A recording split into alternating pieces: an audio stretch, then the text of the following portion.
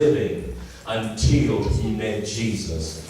And then we see him sitting down with Jesus and being able to respond to the stimuli of the world. And we see Jesus being opposed by those who didn't believe in him. Every time there is a great move of God, there is also a great move to quench what God has done. Every time you are blessed immensely, you better get ready for warfare because it's coming.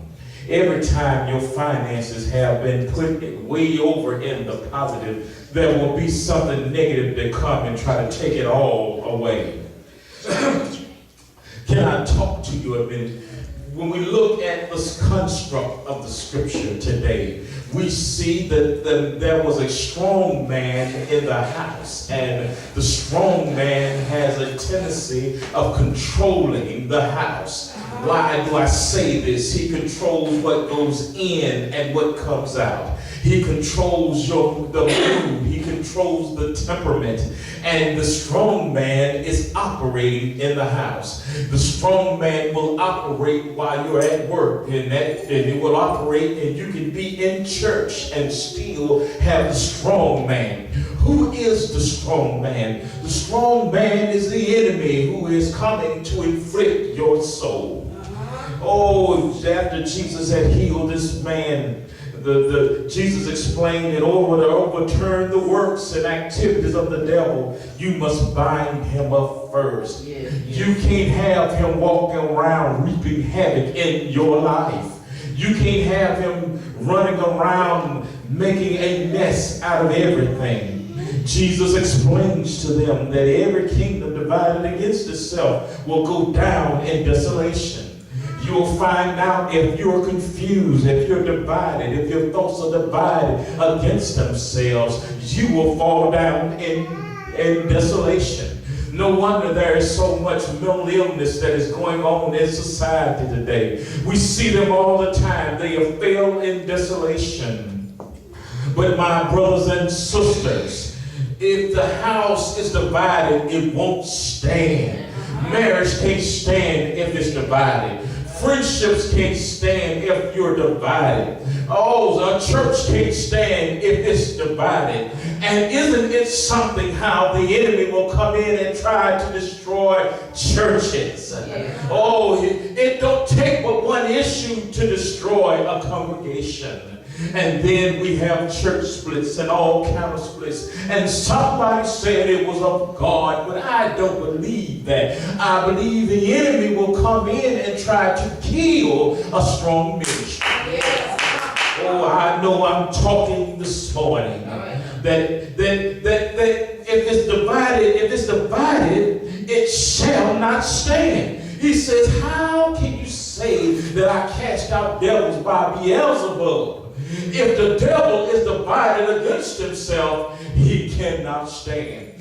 One thing that I do know, that the enemy is not confused. He's evil. He hates humanity, and he's got everything together.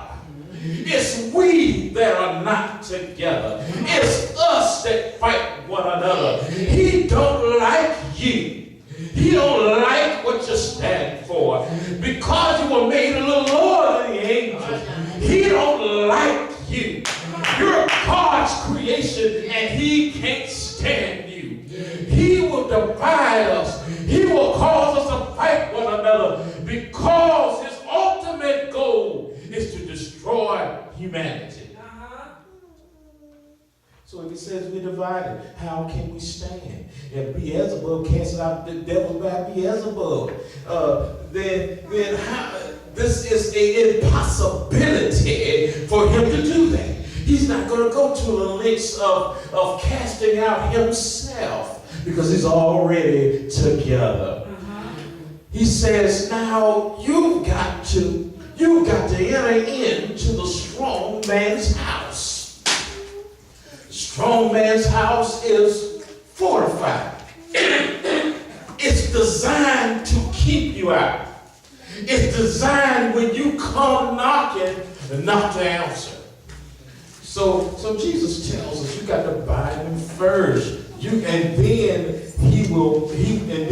plunder the house. In order to neutralize the devil's work, we must go and deal directly with the source and bind up the devil so that his hands are tied.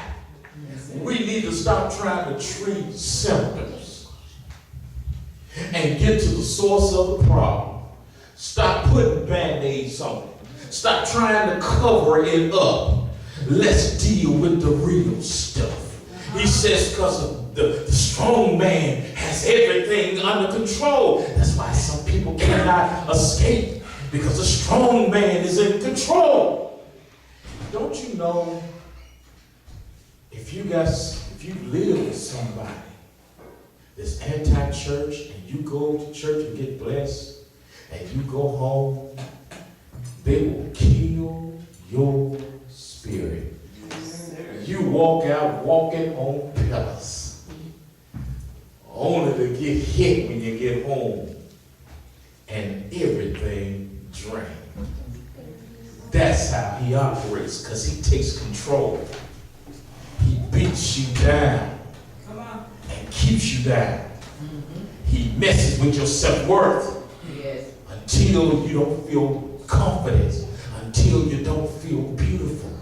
It's the strong man that's operating.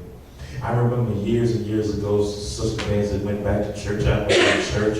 Sister Vance come home charged up. I didn't go to church that Sunday morning. And she was talking about going to Memphis, Tennessee, saying, we're going to take Memphis. And I didn't say nothing, you know. I just thought it. I thought we ain't taking nothing, because I ain't going up there with all them devils, because that's what I was thinking about church folk. I ain't going up there. And I had very little enthusiasm, but it killed Sister Ben's spirit. It quenched it. See, that's the operation of the strong man. Because the environment that he creates, it kills your creativity. It kills your spirituality. And see, that's when you have to go in and bind him. There are certain things that have to be bound for you to be free. Because if he's free to operate, he'll destroy you.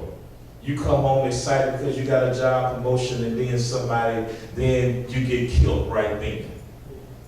Because what's associated with strong man is a strong sense of jealousy.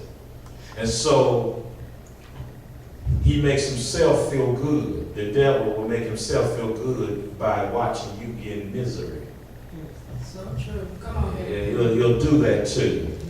You got to bind him up. He says you got to go enter into a strong man's house and spoil his goods. Who are the goods in this house? You are. You are the possessions that he wants to keep under control. And so he controls you. You're in his arena. You're doing what he wants you to do. And every time you try to get out, he increases what he does. It's like being with a jealous man and you decide you want to leave him. He'll go crazy. All right. He'll go crazy. You ain't going nowhere. He degrades you and doing everything else to you. But when you try to leave, you ain't going nowhere. Oh yeah. Y'all know I'm telling the truth. That's how the enemy is. You go to church, but you better not let church get in you. Come on, preacher. You can go to church all you want, but you better keep doing what you do. And if you try to get out, I'll go crazy. I'll use everybody against you. Come on. So he says, you got to bind them to take his goods. When he bounds you up, it don't have to be a whole lot of things. It can be one thing. One thing. It don't have to be this big, gigantic problem. Hold on, Elder Willis. If Elder Willis holds my arm here, I make him kick, I make him swing with this hand, I make him move my head around. Y'all know how y'all do it. Move my head around. But I'm pretty much stopped over in this area right here. My mobility has been cut. For one, I ain't going nowhere. I kick around, I can walk and play talking about I'm going to leave you. I ain't going nowhere. Isn't that how we do? Thank you, Elvis. Isn't that how we do? He got you in one area, and you kicking around